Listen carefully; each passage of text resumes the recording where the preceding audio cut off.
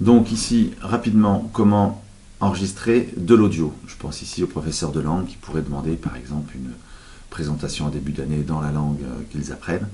Donc ici, il suffit simplement de donner un droit à des élèves pour une remarque dans un document collaboratif, dans un projet. Il y a toutes sortes de solutions possibles pour que l'élève puisse s'enregistrer dans un document que l'enseignant récupère et qu'il peut donc après évaluer.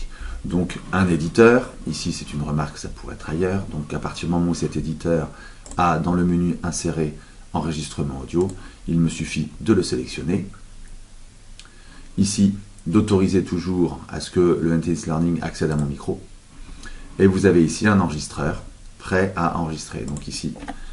Donc pour enregistrer, il me suffit de cliquer sur le bouton rouge. Allons-y. Hello, my name is Laurent. Donc voilà, l'enregistrement a été effectué dans un onglet approximatif. Et il suffit maintenant d'insérer mon enregistrement.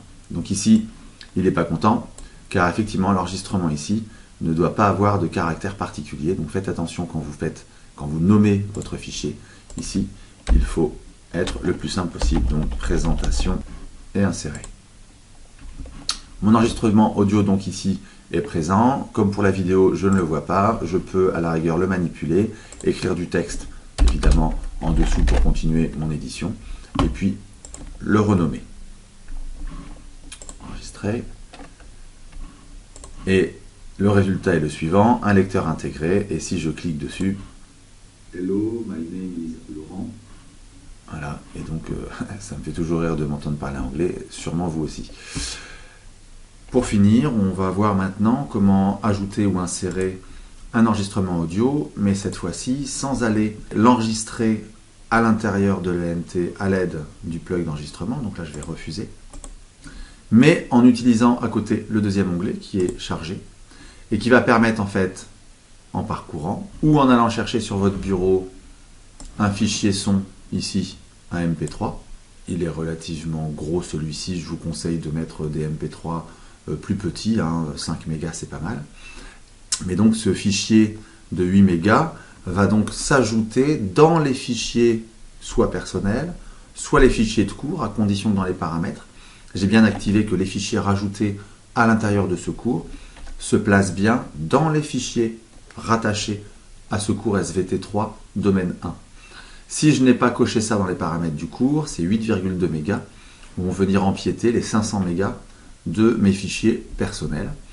Voilà donc qui est téléchargé. Donc je vais insérer ce fichier MP3 qui va prendre exactement la même forme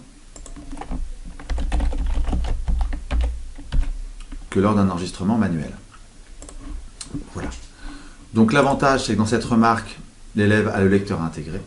Je pense ici en particulier à, par exemple, des professeurs de musique qui voudraient mettre des fichiers son à disposition des étudiants, dont des extraits sonores, et qui voudraient les placer, par exemple, comme fichiers.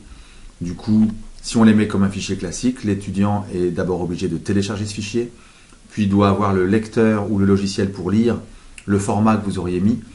Tout ça, ce sont des facteurs limitants, alors qu'ici, en passant par cette méthode, le fichier audio est directement lisible à l'intérieur de l'ENT sans logiciel tiers.